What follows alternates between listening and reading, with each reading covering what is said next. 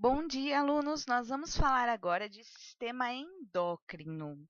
O sistema endócrino é aquele que vai controlar as diversas atividades do nosso corpo. Que tipo de atividades que ele controla? Por exemplo, nosso crescimento, o amadurecimento sexual, a absorção de nutrientes. Então, ele vai ter um mecanismo de controle dessas atividades e a gente vai falar um pouquinho de algumas delas.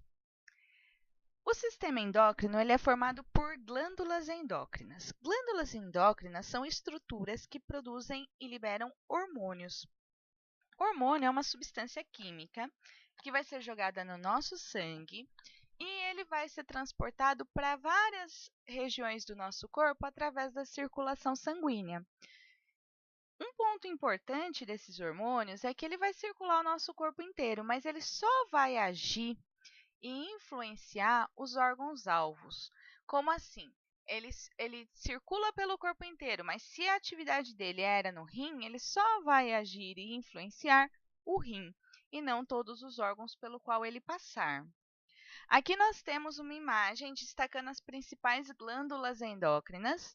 Nós vamos falar um pouquinho de cada uma delas. Então, nós temos a tireoide, aqui na base do pescoço, as suprarrenais, que ficam em cima dos rins, o pâncreas, a glândula pineal e a hipófise. Essas que eu citei, elas estão presentes tanto nos homens quanto nas mulheres. E aí nós temos os ovários nas mulheres e os testículos nos homens. Então, vamos falar um pouquinho de cada uma delas. Vamos começar falando aqui da hipófise. A hipófise está localizada aqui na base do cérebro e a função dela é produzir alguns hormônios que controlam as ações de outras glândulas endócrinas. E também produz alguns hormônios, como o hormônio do crescimento, que vai estimular o crescimento dos ossos e músculos.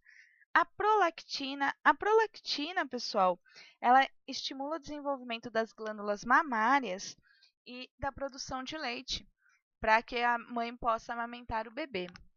O hormônio antidiurético, que ele atua nos rins e ele faz diminuir a quantidade de água que sai pela urina, para a gente não, entre aspas, não desidratar. Aqui a gente tem uma imagem destacando aqui alguns hormônios liberados pela hipófise. Os que a gente citou aqui, ó, a prolactina, o antidiurético, estão destacados aqui na imagem. Nós temos também a glândula pineal. A glândula pineal, localizada aqui, ou nessa imagem destacando ó, ela aqui, ela vai produzir um hormônio chamado melatonina. E esse hormônio ele vai regular os nossos padrões de sono. O que faz a gente liberar esse hormônio é a escuridão. Então, quando a gente está no escuro, esse hormônio é liberado em maior quantidade, e quando a gente tem a luz, não. Então, o que acontece? Quando a gente está durante a noite no escuro, essa glândula vai receber esse estímulo de escuridão e ela começa a liberar a melatonina. E aí a gente começa a iniciar o sono.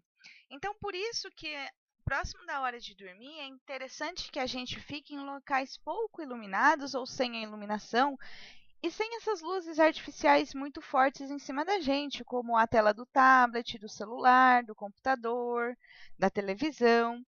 Quando a gente está dormindo, o nosso cérebro ele vai diminuir a atividade e aí a gente atinge o sono profundo. Quando o cérebro diminui a atividade e vários outros sistemas do corpo também, o nosso corpo começa a liberar o hormônio do crescimento. E aí a gente cresce, né? Por isso que falam que crianças crescem durante o sono, porque tem a ver com a liberação de hormônios. Aqui nós temos a tireoide.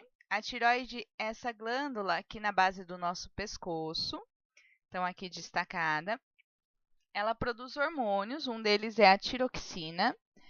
E esses hormônios vão regular a velocidade do nosso metabolismo, ou seja, vão regular as atividades do nosso corpo, todas as nossas reações químicas, a velocidade com que elas acontecem, né? Se as reações vão acontecer de uma maneira mais lenta, se vão acontecer de uma maneira mais rápida, numa velocidade intermediária. Aqui nós temos as suprarrenais, que estão localizadas aqui, em cima dos rins. E ela produz vários hormônios, dentre eles a adrenalina. A adrenalina é um hormônio que é liberado em situações de perigo, que estimula o coração a acelerar a sua atividade para distribuir o oxigênio de uma maneira mais rápida e a gente ter mais energia, entre aspas, para se salvar dessas situações de perigo.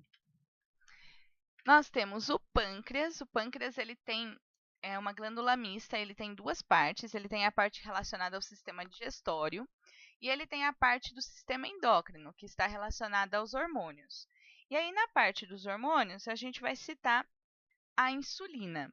Então, o que acontece? Quando você come, o alimento ele vai ser destruído, lá digerido, os pedacinhos pequenos vão ser mandados para o sangue e vão circular pelo seu corpo. Um dos nutrientes que são mandados para o sangue é a glicose, é o açúcar. Esse açúcar circulando no sangue não pode ficar no meio dos vasos sanguíneos. Então, a presença de grande quantidade de açúcar no sangue estimula o pâncreas a liberar insulina. A insulina faz as células recolherem o açúcar, né? O fígado, por exemplo, ele recolhe o açúcar e guarda ele na forma de glicogênio. Então, é um sinal, a presença de glicose no sangue é um sinal para que o pâncreas faça a sua parte hormonal de liberar a insulina. Então, isso é importante. Essas glândulas que a gente está citando, elas vão produzir hormônios de uma maneira contínua, sempre elas estão produzindo.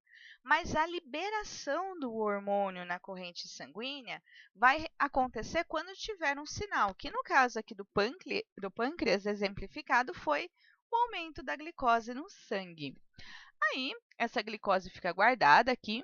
Quando você está um tempo sem comer, gastou toda a glicose, seu sangue está com baixa de glicose, o pâncreas recebe esse sinal e aí ele libera um outro hormônio, que é o glucagon, que vai estimular, liberar um pouco de glicose no sangue para a gente poder produzir energia. E aí vai tendo esse processo de uma maneira regulada.